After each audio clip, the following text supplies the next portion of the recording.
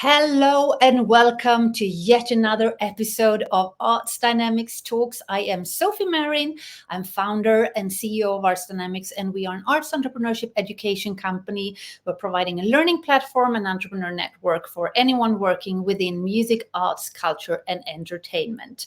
Each week, I meet with leading change makers and cultural leaders in the cultural and creative industries to listen in and to learn what's working right now in their field of expertise, what's going on, what are they doing, what's not working, and also what do they see around the corner. And I am so thrilled and so excited and so honored to have the amazing guest with me today. You can already see her here in front of the screen, coming live straight from Brussels, Belgium, Ms. Elena Polivtseva. Welcome, Elena. Hello, Sofie. Thank you very much for inviting me, and I'm looking forward. Me too. We had a great conversation even before we went live, and I can't wait to bring back some of those topics as well into the equation for this talk. So, Elena, you have a vast background as an independent senior researcher, and you know everything there is to know, I would dare to say, about cultural advocacy and policy making and how research and policies are linked together. And also, for the purpose of this conversation, for you who are now tuning in live, the reason why we have Elena here today is because I've noticed a disconnect between grassroots levels and leadership and policy making and research and also advocacy. Speaking from an advocacy point of view, it's like I find that there are often like glass ceilings between them, and it's hard to get a seat at the table, to be able to get your voice heard, and to also spend a little bit more time than the normal like 5 to 10 minute keynotes at conferences, or when you meet the same people over and over in the industry. So I thought, Elena, with your background, I just love to hear what you've picked up over the years. And the topic for today is the key contradictions in the cultural policy and advocacy discourse. So before we begin, can you please just share a little bit about yourself, what has led you to be where you are today, and also why research? Why are you so passionate about that? Thank you, Sofie. Yes, I'm also noticing those contradictions, so I think our conversation is quite going to be quite interesting. About myself, so yes, I'm an independent researcher, but I think I identify myself professionally rather as a culture advocate. This has been like this already for a few years. This means that I work every day at the intersection of understanding and trying to influence policies on one hand, and researching and gleaning some evidence from the cultural sector. So this combines kind of my two passions. One is passion for understanding policies, and this was the key field of my education. So I studied political science here in Brussels, European politics, European policies, everything about all the nitty-gritty details about how European institutions work, how the decisions are being made, all the processes, and also history, how the European Union actually came about. For example, my master's thesis was about the reasons why the United Kingdom joined the EU in 1973. So when I was writing it, it was still quite a boring topic, but then a few years later, it became quite an exciting one. So, and another passion is a passion for culture and the arts. So I was quite lucky and privileged actually to have an opportunity after my studies to start a career in which I could combine my interest in policies and my knowledge in policies and the culture and the arts. So I worked for IETM, which is International Network for Contemporary Performing Arts. It's one of the biggest and oldest cultural networks in Europe. There are more than 500 members from around 65 countries in the world. So for me, IETM has always been like a place for new and bold ideas, for innovative solutions. So just like the contemporary performing arts sector itself.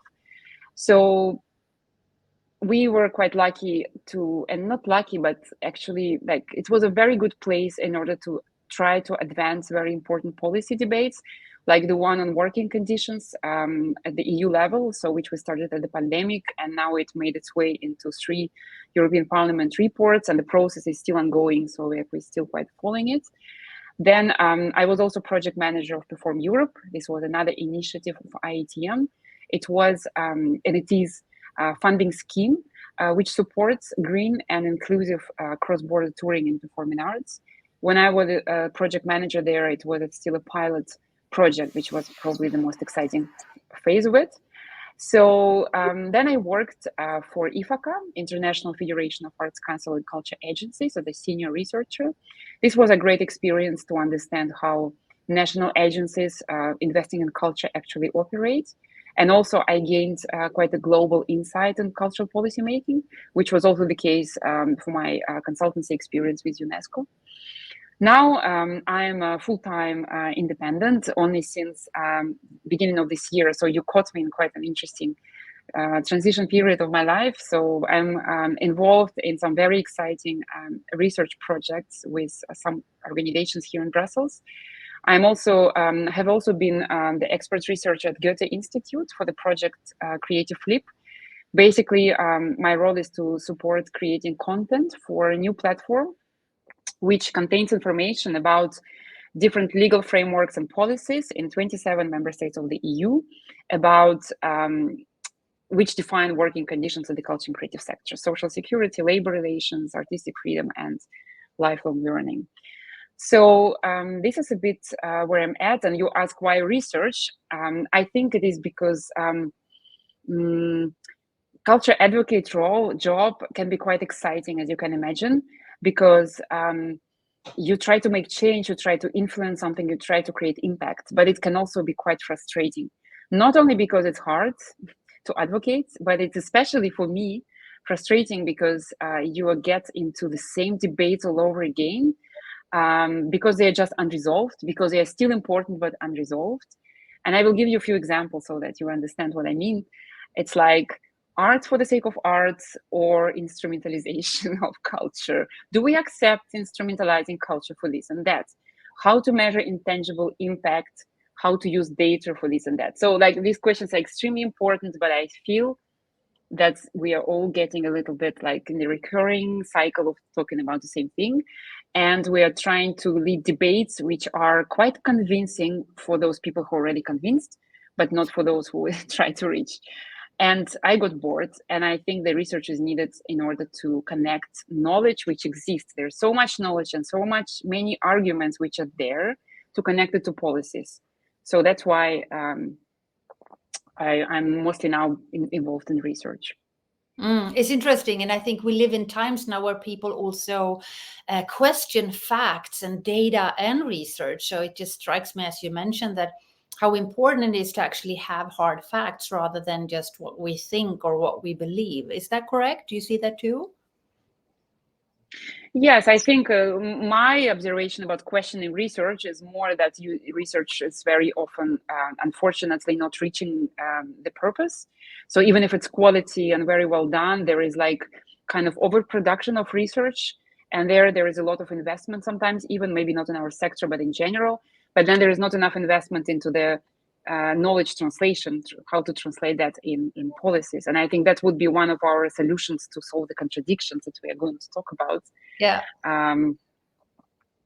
Yeah, for sure. And I love when you and I had a conversation about what should we talk about, because I've been following you on LinkedIn for a while, and I really love your insightful posts and reflections. And I was like, this is going to be a good conversation to have. And when you mentioned the contradictions, I was like, I woke up a little bit, because I feel as exactly what you said. There is a lot of talk, not necessarily from a bad point of view. I think, people who do a lot of the talking and who are part of these panels and these discussions are really doing it from, their heart and soul. They want to contribute to, to make a positive change. But it seems to be as if there is sort of, we talk about the same things over and over at all these conferences, but it's like, how do we actually, as you said, translate that in concrete action? And also, what do we say that we want to do, but what is actually happening, and what are the contradictions sort of that we pick up on? And I know that you had a few, which is why we're here today. So as we talk about that, what was the reason why you, ahead of today's talk, felt that you wanted to highlight contradictions? I mean, and what do you mean when we talk about contradictions? What is a contradiction to you? Yeah, as I said, like cultural advocate job can be quite frustrating and boring. So, and especially it becomes frustrating when you notice these inconsistencies. and then you don't know how to solve them. So I think the first step is to actually talk about them and to see, and I think many people speak about it. I met, like what I'm going to speak today about is of course mostly my observations, but I also heard from peers from all over the world actually speaking about this as well. So contradictions, for me, like to kind of to answer what is at stake here. It's like, as culture advocate, I think we always ask ourselves a question: how to achieve change, how to make change, how to create impact. So I think we should also ask ourselves a question: how, with our advocacy, not to make things worse. Because I think that sometimes when the balance like distorts, when there is attention to a certain value of culture, and then we all jump on it because it seems like a momentum now, then we forget about whether this value, whether this actual recognition will fall on a fertile soil where the cultural sector is ready to assume this responsibility, this role, or anything. So it's just an example of how our discourse, which is inconsistent, does not, maybe again we go back to research or to knowledge, which maybe this discourse is not always based on understanding the reality and not having a vision. How would this play out for the sector? Like, what needs to be done so that it actually plays out well? So I think these are, and especially in our world, that we always say that there is like a fast-paced changes, which is, I think, is partly true. It's not only because we get older and everything becomes faster, but I think it is true that like everything is much faster and the challenges change so quickly. We just have a solution for one challenge, but then we feel that it was not so good because there's another challenge coming. So I think in this reality, it's very, very important to be like vigilant and to notice those contradictions and to try to have like, yeah, strategies to cope with them, to deal with them.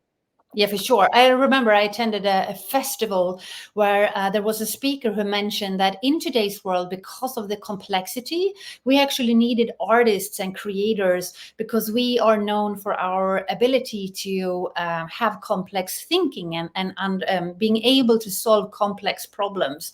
And I know we often talk in the arts and cultural space, about, what is the value of arts and culture. And one is what we take for granted often is the ability of complex thinking and being able to think in different dimensions at the same time. So I'm curious to hear your take when we go into the contradictions that you have picked up upon. Before we do that, first I just want to say I see more people are joining us live. I just want to say welcome to all of you. And if you're listening to the replay, thank you so much for being here with us. We're having a fascinating conversation today about policy, advocacy, contradictions, and much more with Elena Polivtseva. And we're just getting started.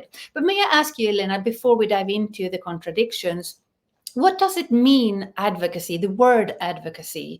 How would you explain that to someone who might not really be I can't even say the word in English, who might not know what it means, the definition of that? Yes. I might be jealous with all those people who don't know what this means. Advocacy is, for me, is applying various strategies in different ways, in different fields, to try to influence policies in order to create change for your constituency. So I think always when you advocate, you have some kind of constituency who you represent. So you bring the message across, you broadcast the needs, and you try to create change at the policy level. So this is how I understand advocacy. But maybe just when we start to finally speak about those contradictions, I just wanted to connect to what you just said before greeting the audience. You said that we often forget that culture and artists have this ability to translate complex things in a more like graspable formats, or like this value. I think it's a bit complicated now what I will try to say, but it's we're again trying to say that art is good for something, like artists are good for something. But then like, can they do that actually with all the policies that we have? And like, once we recognize that they can do something, will it not just go to the vase of all the priorities which are already there, and then we also put another one on the top and say like, okay, that's for you to tick, the boxes to tick. So basically the first contradiction for me is about us trying to prove the value of culture in something without actually thinking whether we are not creating extra pressure on culture. So the sustainable development domain, I think it's an interesting example here, because we can observe that in the past literally 2 years, there have been a lot of sudden recognition of culture in sustainable development. Of course, there were also very important campaigns running culture as a goal for sustainable development. Like, there are very important players in the field who are conducting these campaigns. And then, yes, we see that, for instance, last year, United Nations Secretary General, who was assessing the progress of SDGs, really declaratively acknowledged the undervaluation of culture in this process. Then the COP28, we had the Emirates Declaration. And then what's for me especially a highlight is last year, the call of the leaders of G20, which are not cultural ministers. This is really the head of countries, head of governments, calling on making culture a sustainable development goal. So you can say, like, you achieved your goal. They're all asking for it. Who they asking? I don't exactly know, but it's like the highest basically people we could reach, like, asking for this. And then last year I went to a conference of IETM where I met like 130 people from the sector, basically artists and cultural professionals, which were discussing the green transition of the performing arts. And a lot of people were saying that this kind of recognition in sustainable development and leading green transformation, it leads to the reality in which policies and funding programs stay the same as before, but you just have an extra priority to address. And this happens to many other fields, social cohesion or equity or any of those issues and problems that are being added to funding programs. So what if we get this recognition, but without any meaningful change in policies? Are we not creating more pressure without actual support?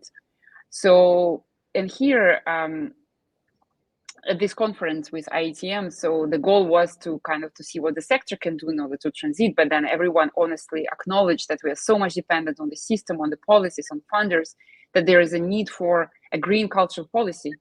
So there should be like a vision coming together with this advocacy for recognizing the role. There should be a vision for the policy. And I can just like very briefly map out the elements of this green cultural policy that we also captured in the report of the meeting. There are like 5 elements, which are the first one: the green cultural policy converts value into better conditions. So it comes automatically. Once you acknowledge some kind of a value, you create a condition for the cultural sector to fulfill that value. The second one is about green cultural policy, create support and not pressure. But here it is more about everyone, also policymakers and funders, acknowledge their own role in any of the problems that we want to solve. So it's not like, okay, we have a problem, we have a cultural sector, we need to bring a solution, and we give them money for that, but they have to deliver. No, it's not working like that. Like, everyone is responsible, and we collaborate to solve this common goal. So the relationship are a bit more collaborative because we have a common vision, what we want to achieve, and not just the beneficiary-funder dynamic. So the third element is about green cultural policy allows the art actually to become unexpected. So unexpected art is this like the value of the art, you know, like to be unexpected, to be experimental, to surprise, to shock, to trigger emotion that can change something forever. Like, all these things are not happening when you have overprescribed cultural policy. So there should be some space. Then another element is about community. Like, there's a lot of focus on audience development, but like just growing audiences doesn't mean that you actually broadcast anything to your audiences, because one of the roles of culture and green transition is about actually inspiring change, as like bringing awareness and all that. Okay, but how is the connection going between cultural sector and the audience? So here we identified that the audience development should be shifted towards community building. So you actually create community, and then your community becomes your ambassador, and then you can bring these messages across. And the final element is that green cultural policy is not obsessed with projects. So there are like so many other things that the cultural sector does in their daily life. It's like cultural mediation, strategizing, preparation, research, community building, as I mentioned. Like, those things are like as important as doing a project, but it looks like the current funding landscape is often over-focused on actually project. And project is good, but project is quite a narrow trajectory, which has a goal somewhere far ahead, which kind of doesn't allow you to be responsive to what is happening, like to the community, because things can change along the way. So this was the vision for, and just to summarize it, is like sustainable development for the role of culture for sustainable development can only be underpinned if there is some sustainability within the cultural sector itself, and not this kind of overproduction and over busyness, which is created by recognizing the role of culture in sustainable development. So I hope that this complicated vicious circle is clear. Yeah, for sure. Thank you for outlining it. As you said, we can see that it relates to all the sustainable development global goals. And as you said, I know that there has been talks actually about creating a separate goal just for arts and culture. So thank you for highlighting that. And for those who might be listening now, and you might be independent creators yourself, or freelancers, or cultural professionals, you're like, but how does this relate to me? What we're talking about today with the policy and research and at this high level, I think I just want to convey to you the reason why we're having this conversation is to understand that it is an ecosystem and a value chain that we're talking about here, and that research and policy and advocacy, it influences the grants that you can access, that it influences the support that you can find as independent freelancers and creators, and it's just to understand, and what you are helping us with today, Elena, is to just give us a sort of an insight of where we are heading with things. So it's one thing is to understand that, but at the same time, as you also rightly pointed out, it has to be free, independent, break new ground, and not follow the rules.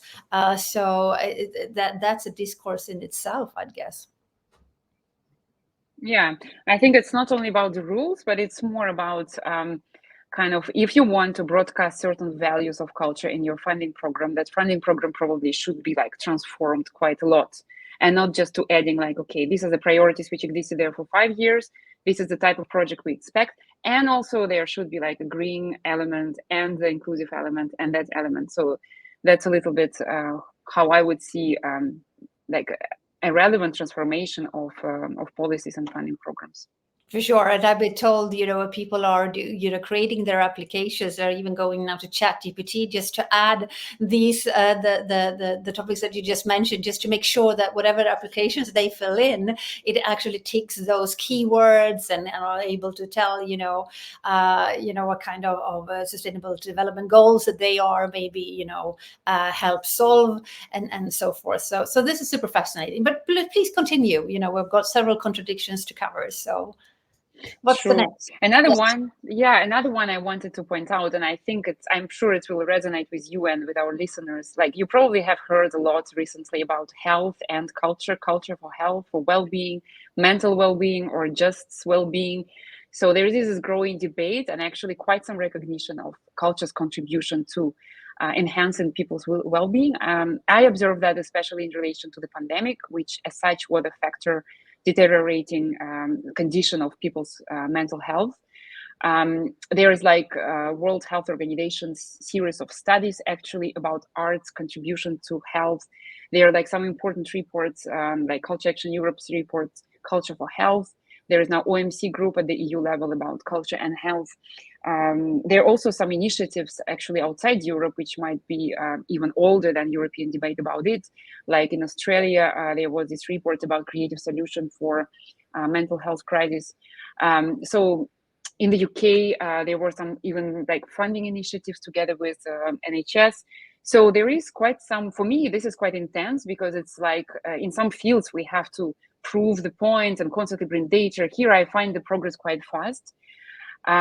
So basically we hear from many different sides that culture is good for you, unless you are an artist, because if you're an artist and you're part of that ecosystem, then there is another bunch of studies which I can cite, which show you that well-being of artists is actually is not that great. For instance, Barometer of Arts and Culture in Finland showed that uncertain income and lack of occupational health services are a negative factor for well-being of people working in the cultural sector. In the UK, there was the Good Work Review, which also revealed that, like, the poor condition of the cultural sector as a workplace. And then there is also also a lot of anxiety about AI. You mentioned GPT chat, so there is some like ways in which it helps. But for instance, Australian Association of Visual Artists also published reports which say that actually visual artists are quite concerned about the future because of the AI. So this we all know, but like there is a lot of fragility in the cultural sector. And here I'm not just talking about like the economic and social situation, but really about mental well-being of artists. So these are for me quite a contradiction. I already find it quite interesting that sometimes when you look at the chart of burnouts and you see the healthcare sector somewhere up, and then you think that the healthcare sector is supposed to solve all those problems by itself being burnout. The creative sector, I haven't seen it somewhere up on this scale, but maybe it's also because there are so many freelancers and to track this burnout rate is not that easy. But so like how to get out of this contradiction? Of course, we can start debate about the general working conditions legislation, and I think we will talk about it as the third contradiction, because there are also quite some contradictions. But here I would just like to kind of not jump out of the health debate and just at least staying here already to see again, like just like with sustainable development. If you want artists to contribute to well-being, for me, this is about, of course, there are different programs, but many of these programs assume like a long-term commitment for care, for like very deep interpersonal relationships. It's like quite a socially engaged practice. Yet again, like we don't immediately see the shift of funding policies, which would actually allow for that.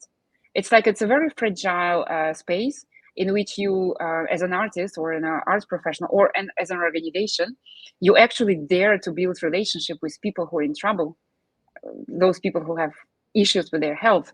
So, and while having these like short-term, very prescribed funding schemes, it's not really enabling this actual contribution to mental health, or maybe even creating a tricky situations. And this is not just my observation. There is a very interesting study by Eleonora Belfiore. She's a professor at the university in the UK. The study is called "Who Cares at What Price? The Hidden Cost of Socially Engaged Arts, Labor, and the Moral Value of Cultural Policy." This is quite a short article, and it's, I mean, compared to academic papers. So, but this really highlights this issue of like the difficulty, the challenge of committing to those socially engaged practices, given the type of funding programs we have. So another contradiction, which is already not so much about mental well-being of artists themselves, but in general, this debate about culture and health, which I'm honestly, personally quite overwhelmed with.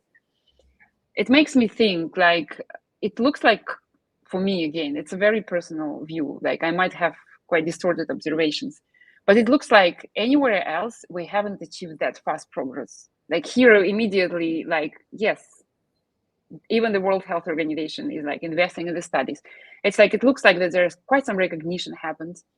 But for me, mental well-being and health like relates to so many global issues like peace and security, climate change, human displacement, poverty, economic decline, and many, many others. And so for me, like to kind of focusing all our attention to the role of culture for well-being and health, without properly recognizing the role of culture in global issues, it's kind of reducing the role of culture towards solving the problems, let's say, of today's reality, of today's world, and not addressing the causes or not addressing the more global issues. So that's, I think it's a great achievement that culture is broadcasted in this debate about health. It's very good. But I think here we just need to be very vigilant and very balanced again. Like we need to remember that not all culture is for health necessarily, for well-being, and we need to be aware of like not to reduce culture only to that. Yeah, for sure. And can I just add, I think what you're saying right now is so important because we hear that a lot. Music, arts, culture, mental health, well-being, how important it is, and what a big contribution we are all making, especially during the pandemic, but even now when the world is in turmoil, here we are, the saviors from the arts. But what you are pointing out is, but what about the artists themselves and the creators themselves? They actually suffer. And for all the reasons that you just mentioned, but even here in Sweden, we've had a big conversation these past few years about also how creators and freelancers and independents fall outside the social security systems. We don't have the safety net, which is also true for other entrepreneurs and freelancers, not just for us in the art space. But then there is this whole other discussion about, does arts and money and business and entrepreneurship even go hand in hand? There are some that say no, and there are others, me including, who say, well, actually, if you are to make a living, you actually do need to be able to also monetize what you do and to put a value to what you do. But I love how you pinpoint this discrepancy of how we solve the problems for so many others, but at the same time, we have so many people, and I know this from my coaching and mentoring too. We've got an accelerated program as well. This topic in particular, mental health, well-being, is one of the main ones that we actually talk about, because it's on an everyday basis, is always there as part of everything that they do. So thank you for highlighting that.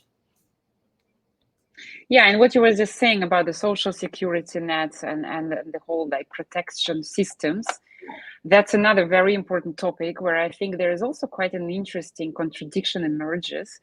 And here I can refer directly to UNESCO's report, which is called Empowering Creativity. It was about basically implementation of the recommendation on status of the artist 1980. The report itself was published last year, at the end of last year. So what the report did a consultation with the government, but also with civil society about the situation on working conditions, the status of the artists. And what is interesting there is that it reveals that there have been quite a lot of activity at the legislative and policy level to actually adopt new measures, to create new systems, create new frameworks, or update all frameworks in order to improve the situation of artists. Obviously, this was connected to the pandemic because we lost globally around 10 million jobs, and from 20 to 40% of income in this period of pandemic was lost. So it's quite a big impact. So this activity at the legislative policy level has been quite visible. And indeed, like even when we just look at Europe, we already see so many countries in which the laws protecting artists are quite new, or like they existed before, but they were amended.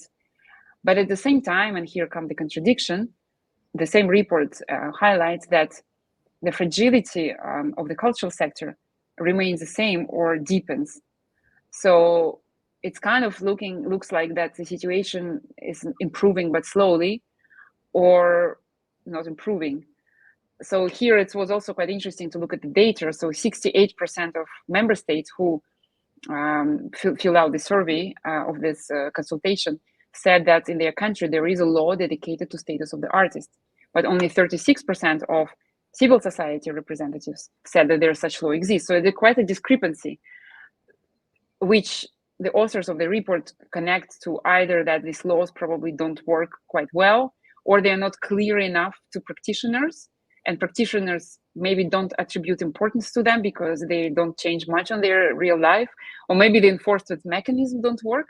And I think here again, as both as creators and art practitioners, but also as advocates, again, we have to be very nuanced and yet again vigilant. It's like we're asking for change, but how do we follow up? Do these new laws, new measures that we wanted so much, for which we needed political will, and this political will has come in many countries. How does this actually work in practice? So here, like, there are a few suggestions also which come from the same report, but also from our observations. It's like, first of all, it proves to be quite more important to have like a consolidated one law which regulates artist status, and not a bunch of scattered measures. So this is like more clear for artists. They know what to refer to. Then also it's important like how artist is defined. So there's like very, very many different definitions. Cultural creators, I'm talking about like how it appears in the law. Yeah. Sometimes it's creator, it's cultural professional, and so on. So it's also important that it becomes inclusive, because during pandemic, there were a lot of people, technicians or communication people or anything, who found jobs in other sectors. So you can't just take care of one segment of the value chain and not take care of everyone, because you will just lose people and they will go to work, offer their skills in other sectors. So this inclusivity of definition of artists, it kind of seems to be a trend, which is a good trend. And then also like this kind of difference between labor regimes in which artists engage, employed, self-employed, freelance. In different countries, there are different definitions, and sometimes people transit through them. They have, even at the same time, they have the same kind of like they're employed in different organizations, but they also work as freelancers. And so like this law should also protect them across different regimes they're in, because it's very typical for cultural creators to go from one to another. And yeah, so it's kind of this contradiction, like this kind of another thing that's here, like I wanted to say that this is a very important one, is that there are a lot of innovative ideas also, like how to support artists.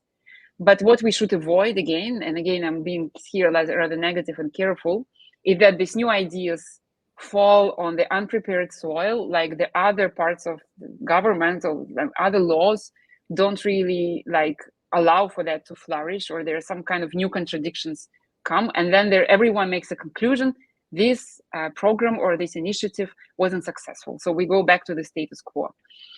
Like very kind of not necessarily exemplary situation, but for instance, the basic income for the arts in Ireland, which is a great initiative, and I think the whole Europe is watching and thinking like how to maybe replicate that.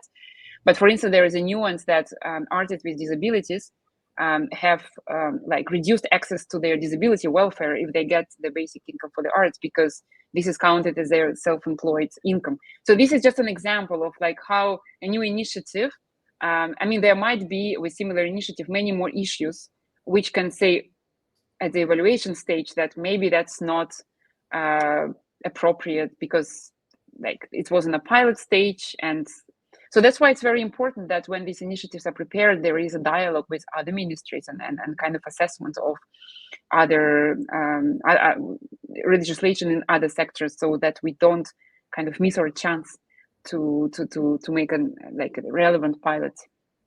Yeah, for sure. And as you said, the basic income, that's a big conversation in itself. Some predict with where we're heading with AI. Speaking of AI, I mean, we are very much into new technology here at Arts Dynamics.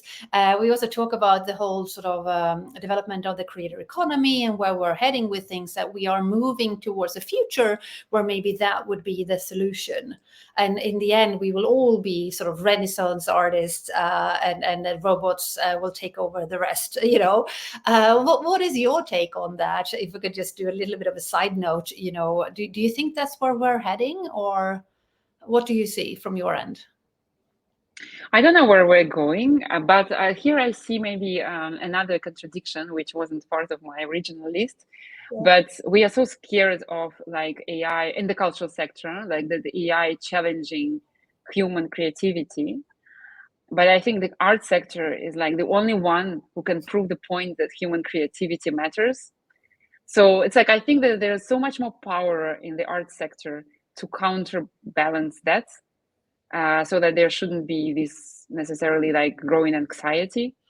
I think there's, of course, needs to be, and what I observe actually, compared to the whole debate on copyright and all that, like to try to protect artists, like that was in my observation like quite slow and painful. While with AI now, it's like everyone is super vigilant. There is already different like guidelines and different levels at UNESCO level, at the level of the EU, there was already like the new AI Act adopted. So like I think there's a lot of vigilance already from policymaking coming, because we have learned the lessons with digitalization. So in a way, I wouldn't be that necessarily pessimistic or anxious, let's say, but I would definitely encourage like those who actually creatives, like work with creativity, to remember that it's you or no one else who can prove the value of human creativity. Yeah. I love that. I love that. We had a conversation in a previous episode of these Ars Dynamics talks, where we talked, I think it was with Alphonse. Hi, Alphonse, if you're watching this, you know, with, you know, what does it mean to be human? And as artists, as creators, I think that's your biggest gift that you can help us to understand who we are. And I love how you are also emphasizing that with new technology and the changes that we see, that in the end, they are not human. And I say this coming in peace, dear AI, we come in peace, just want to have it out there. But at the same time, you know, being an artist, being a creator, being human, there has to be something to that.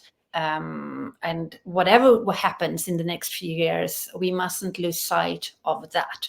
So thank you for that. And moving on, you know, you got some more contradictions that you want to highlight. Tell me, what are those? Yes, the other one was, I mean, there are many more actually, and the more we talk, the more I find them, and I just think like, what's wrong with me that I'm only seeing contradictions? So, but another one was also related very much to like a very topical question, which is also connected to working conditions. It's about fair pay or like standards of pay in the cultural sector, and in general, like fair practices.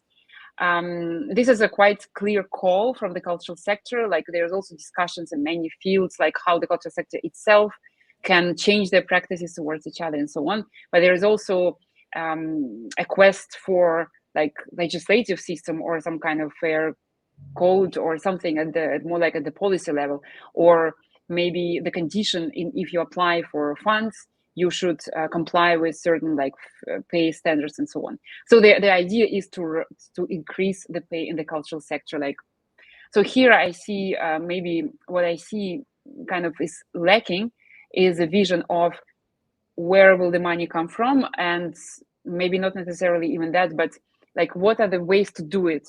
So, and one way to do it is, of course, that there should be much more money in order to pay everyone like fairly, as it's like defined in certain guidelines. If there exists in the country, there needs to be much more money, and some countries actually already calculated that, like governments, how much more money would be paid if there would be this compliance with that standard.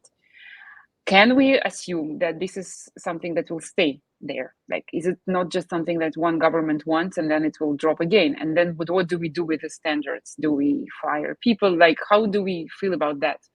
So another way to go is not to go, but another way that might be the reality is more like scaling down the projects, hiring less people, but for bigger salaries or bigger fees.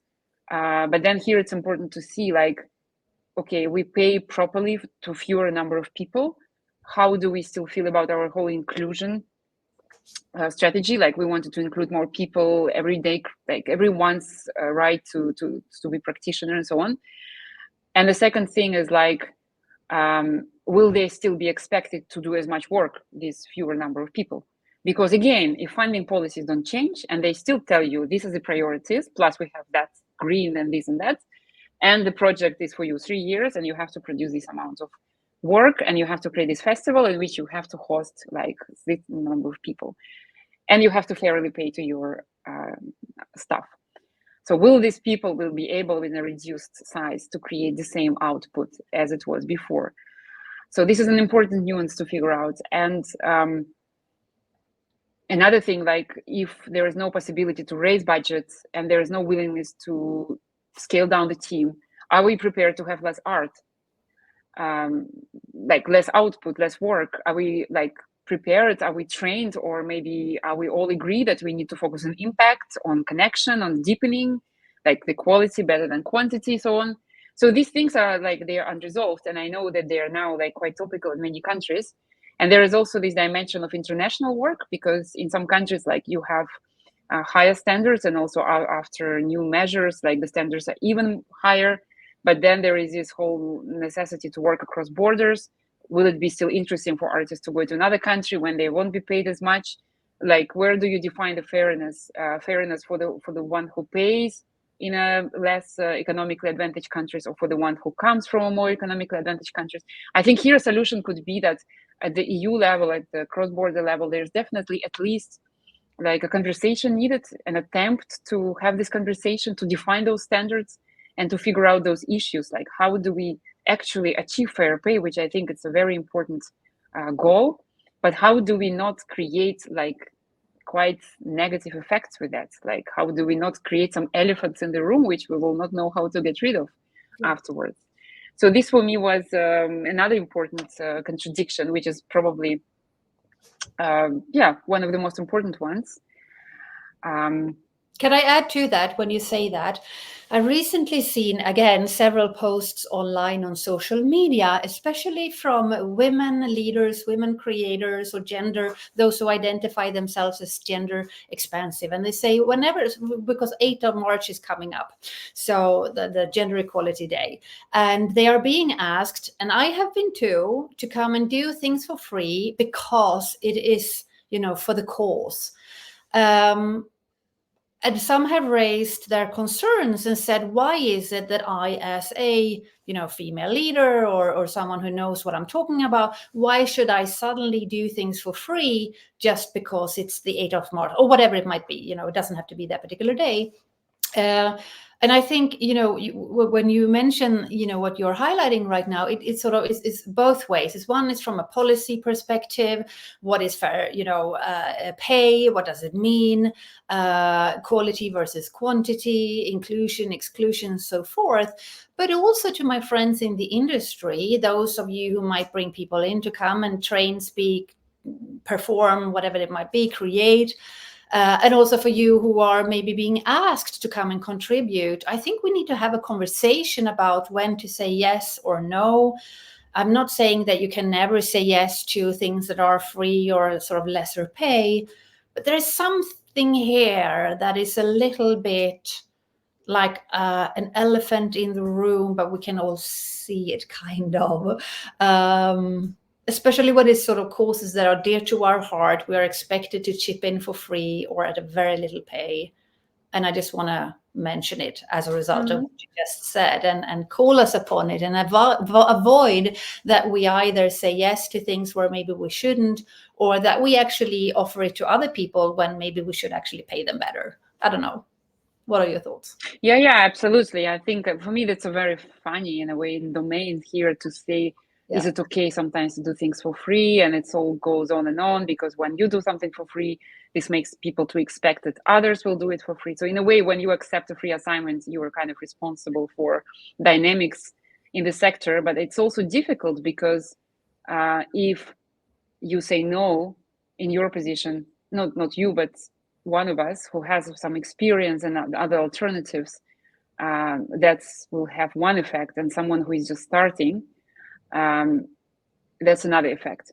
And even if we all agree that it's not moral at all to expect younger people to invest in their career this way, this is absolutely true. But then maybe there should be some kind of unionization on the age level, or like on the, because I find it difficult to enforce certain vision from certain position in your career to younger people or to older people, because it's like quite it's quite a, let's say, generation cultural thing. And another like more provocative thoughts I'm reading in different also academic and non-academic research papers, it's a lot about there is a general necessity for people to self-express these days. Some people connect it to like the neoliberal system, when like people kind of lose the authenticity because of everything is quite standardized. But then there's like quite a lot of space to feel authentic for you, like all this kind of like the fashion and many other things which are like quite smaller, like in your daily life, that you can still feel a little bit special. But then in a daily life and a bigger picture, you're still part of a big system, big machine. So there are some people, some scholars who connect these artistic careers, the choice to be an artist is to kind of is a response to that. It's like the increasing number of artists, like we see the drop of subsidies. The OECD study showed that we have never really recovered like the level of funds for cultural and creative industry sectors after crisis of 2008. So like there was some different fluctuations, but we are not really like advancing with that. But the number of people in the sector, of course, now we have COVID, which was quite a like a factor, like diminish the number of jobs, but it was increasing. The number of artists, people working in the sector was increasing. So, and then I don't quite remember where I read that, but there was like a statement about if you want to self-express, like if you want to hold this unique position, which is all about like your creativity, it's a different type of job than when you serve someone else self-expression. So, and these are the very complicated, very sensitive domains. So Yeah. But since we are now on contradictions, so that's why we are kind of bringing up different opinions. I had a conversation with someone just recently who mentioned, well, if you are, creating carpets and put them on the floor, there is one VAT for that. If you put them on the wall, there is no VAT, I think, because you're putting them on the wall. It's like our whole system within arts and culture is very contradictory to how we pay, what we pay for, what you have to pay tax for and whatnot and so forth. So I think, thank you so much for bringing forward the contradiction about fair pay, but at the same time, it doesn't really work, but it should work. But how could it work?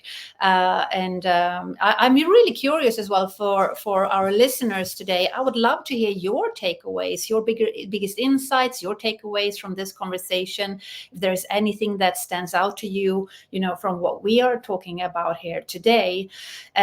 We are all about arts entrepreneurship here at Arts Dynamics, and what we notice too, speaking of payment, is how hard it is often for, especially if you talk about music tech, createch, anyone working with a startup, maybe wanting to go into scale up, or you're looking for pre-seed funding or funding for a startup, how difficult also it is with not only to get funds in the cultural system, because we are often asked for too little, but also again from a gender perspective, a very, very, very few female funders, for instance, receive funding support, and that is a whole different. I think we should do actually a talk just on that. Investors in the arts and cultural space, but that's for a different time. So my question to you then is, what would you say is a solution? I mean, based on the contradictions that we've covered, what do you see moving forward? Because it's one thing to identify, okay, we see this, we notice that, but what is your analysis moving forward? What should we do about this? Or what can be done? Each contradiction, of course, has its own set of solutions, potentially, some of which we mapped out. But in general, kind of to, let's say, to make our cultural advocacy landscape a bit more effective and less inconsistent, I think we should focus on certain areas indeed. And what we already touched upon in the beginning, somewhere in the first part of our discussion, about the disconnection between knowledge or research and policy. I think here there's a lot of work to be done. Like the knowledge translation or knowledge transmission process.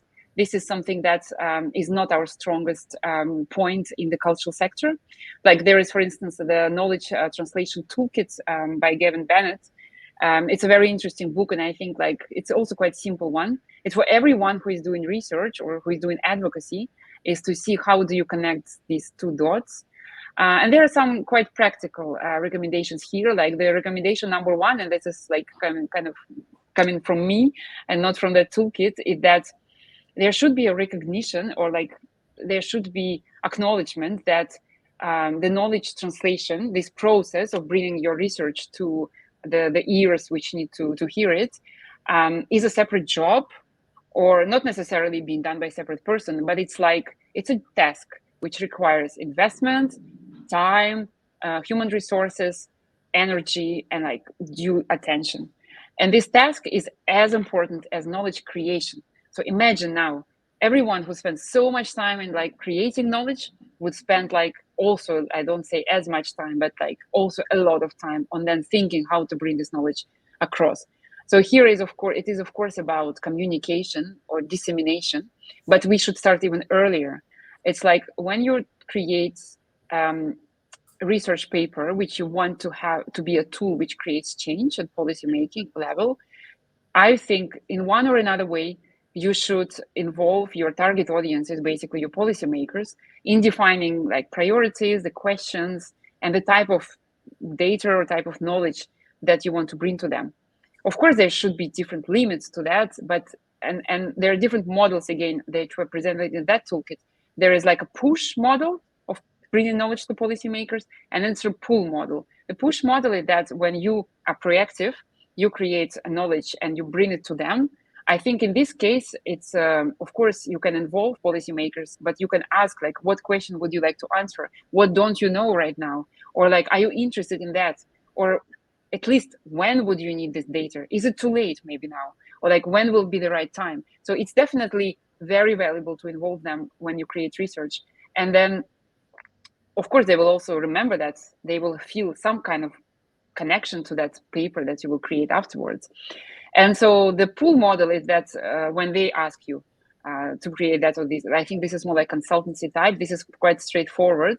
But I think even if when you're not just doing assignment and you have a pure like campaigning mode and you create this as a part of your advocacy, there should be still space to like connect with your audiences before you even start.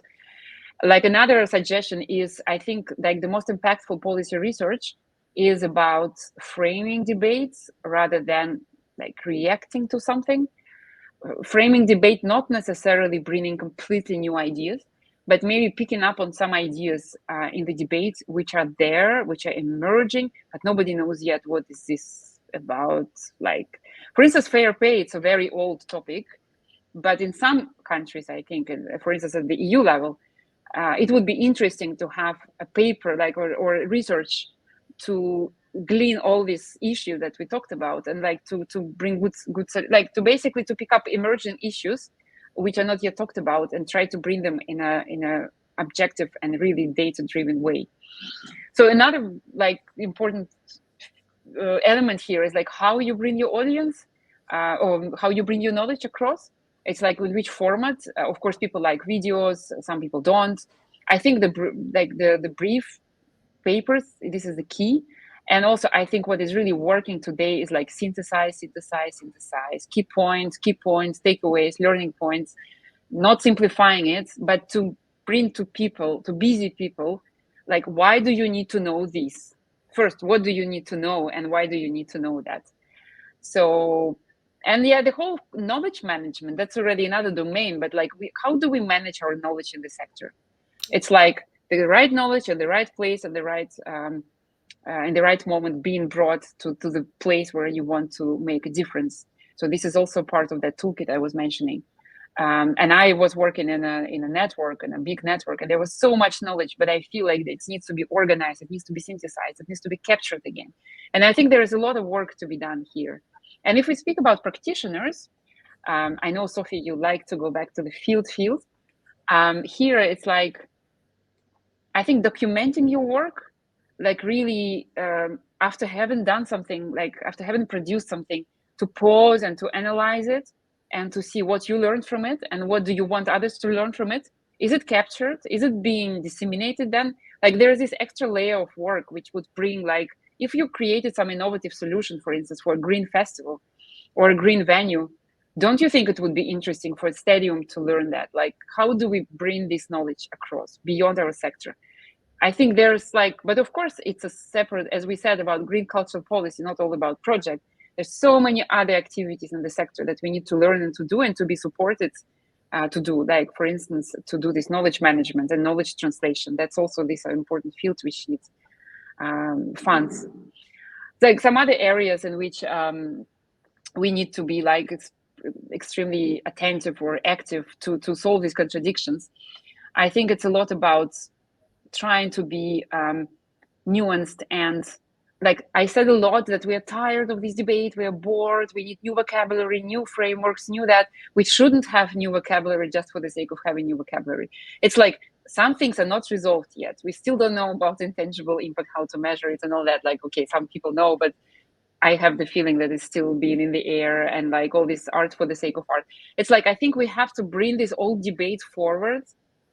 Like, we shouldn't just drop things because now we have culture for health, so let's drop that one. Or like, I think there should be like a great balance in everything. Like there really should be a recognition that culture is a very complex notion, and culture has different roles, and it can be for the sake of art, and it can also be for the sake of something else. It's like there should be just a balanced approach, that everything has a right to exist. How do we make sure that we don't pull one debate over the other and then like smash the other role, and then we constantly build on these contradictions? And just the last point I want to say is a bit more like about the mood of our times with the populism and different like political shocks potentially upcoming with the elections and all these kind of turbulences. I think what is also is important to be attentive to the fact that sometimes we think, okay, we need data, we need arguments, and then when we have these arguments, then they will do it because it's clear that culture deserves better budget. But no matter which argument we have, it's like normally what I observe personally is like every political group had their own ambitions for culture, and even definitions of culture change when the like sometimes sometimes culture is suddenly merged with language and religion. Then all of a sudden culture is like there's also gaming and everything is a bit more industrial, and then you have like more progressive thing about inclusion and only that. This means that there were some political changes, right? So we have to be very careful about like we mean by, for example, freedom of expression one thing, but the populist party may mean that freedom of expression for them is a tool to bring all kind of controversial and more like not very progressive opinions forward. It's like we need to be very vigilant how the terms we like are used by other, let's say, political forces, which we don't necessarily think will support like genuinely the cultural sector. So to be prepared to these shocks, and it would be better, of course, if culture is kind of protected from that. Like we need to, but as cultural advocates, and I think also as culture practitioners, we think we have to protect our sector from that. We have to try.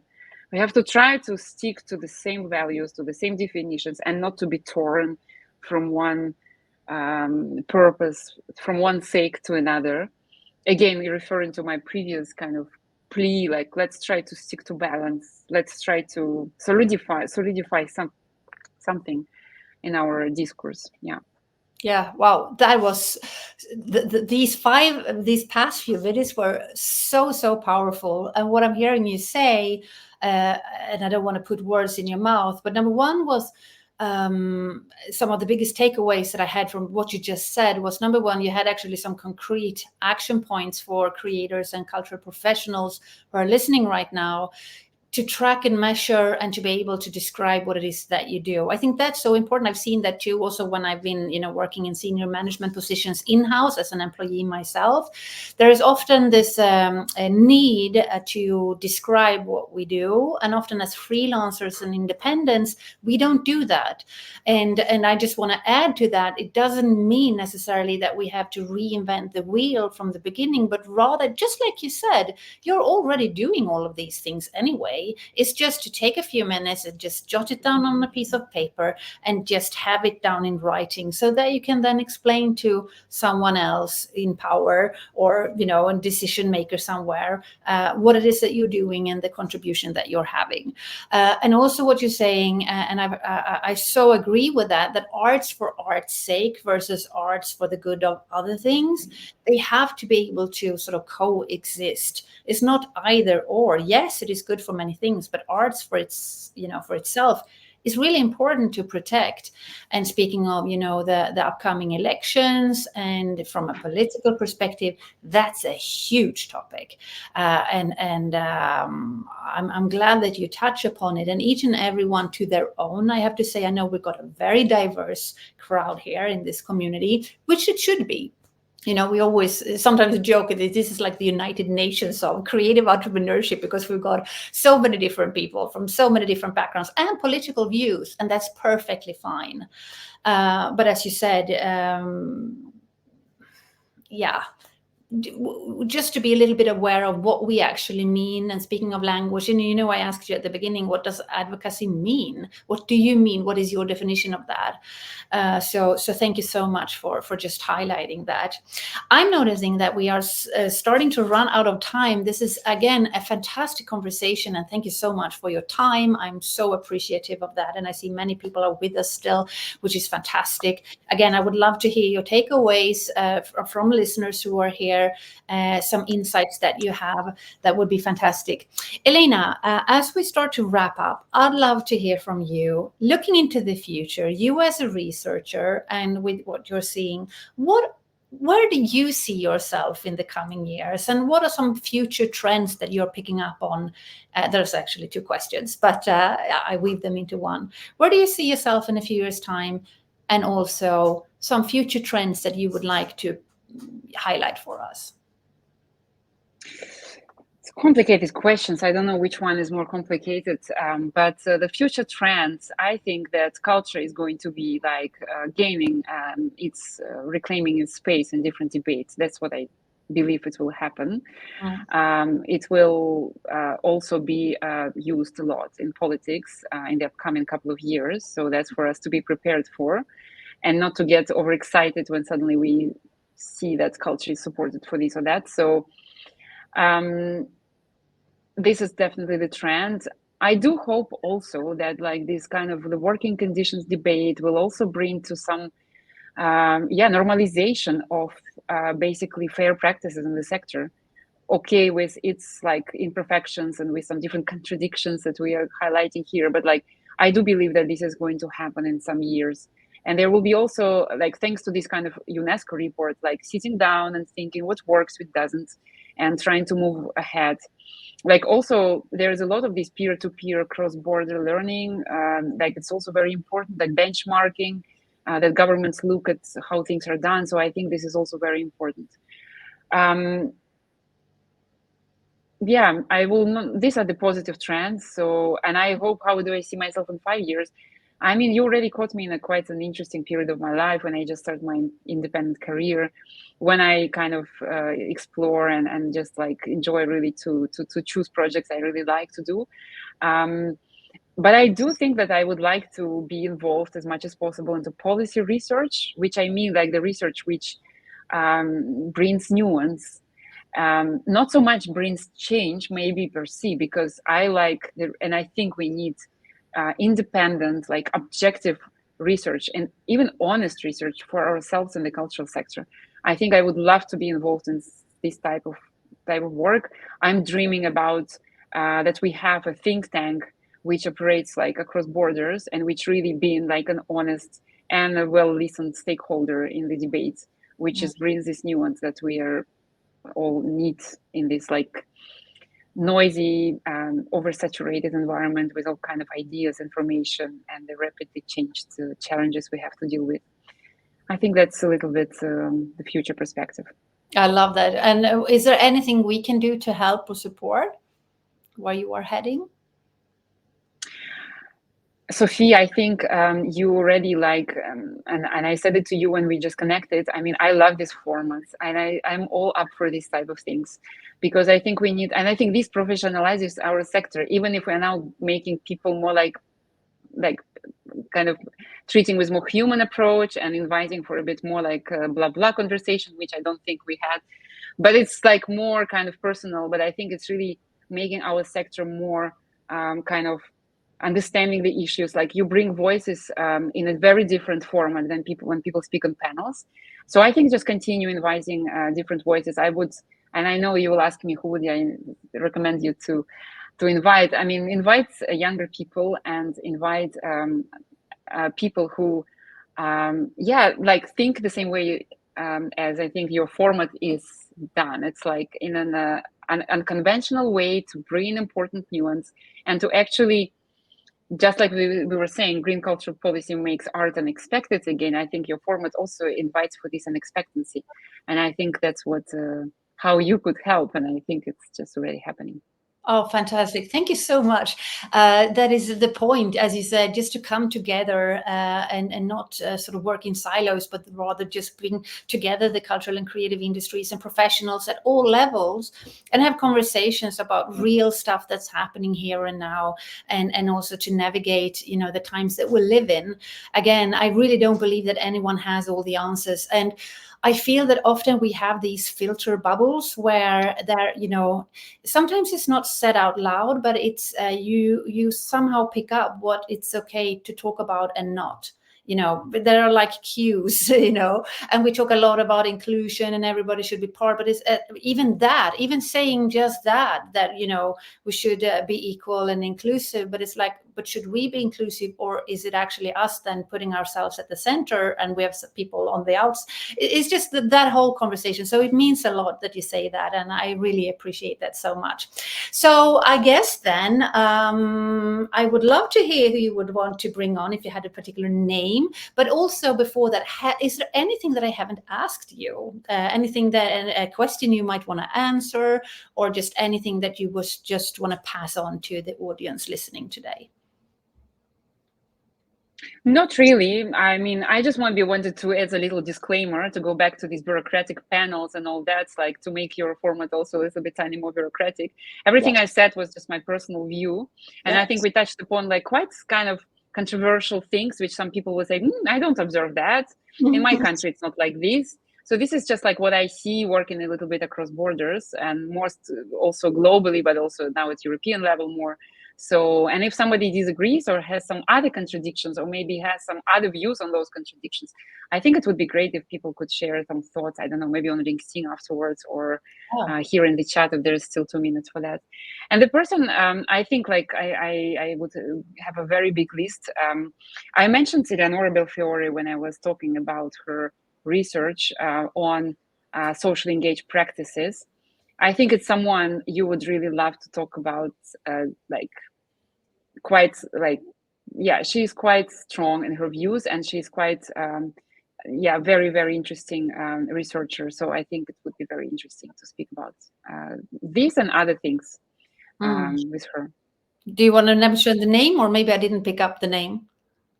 Eleonora Belfiore. I can send you an email. Yeah. She's quite known in academic circles. Yeah. Oh, fantastic. Well, thank you. I look forward to learning more about her. And I agree. Thank you for pointing out it's your personal view, 100%. And I think, each format to its own again, it's not either or. We should be able to do both. And also what I'm hoping we can do here is it's okay not to agree. It's okay to have different viewpoints as long as we're being respectful and open to different perspectives. I think that also brings a healthy conversation and a healthy way of moving forward together, because of course sometimes other people might have better solutions than ourselves, and may the best idea win, I guess. So Elena, thank you so much for your time, for being so generous with your expertise today, straight from Brussels. I think it's pretty amazing that we could do this via live stream like this. And I am so grateful that you were here. Thank you for your insights that you had regarding the contradictions. And we will now post this on all our podcast platforms, in our YouTube channel. Maybe you're watching this even on our YouTube channel after today. And for anyone now listening as well, if you want to know more about Arts Dynamics, feel free to just check us out via artsdynamics.com. We're also now setting up an online community, and I will post the link in our show notes, because we're doing a lot of meetups. We've met up in Sweden, in Gothenburg and in Stockholm, going to Athens, Greece now this next week. We're going to Melbourne, Australia, going to London. So we're going to arrange these in-person meetups in different cities, but we're also now creating an online space to continue conversations like we're having today with you as the experts, with more people coming in. And let's just, keep it open-minded and figure things out together. How is that, eh? So thank you so much, Elena. Thank you, everybody. And see you again next week when I have another guest invited, but I will not share who that is just yet. You will see later on our social media channels. So thank you, Elena. Have a wonderful day. Thank you. Bye, everyone.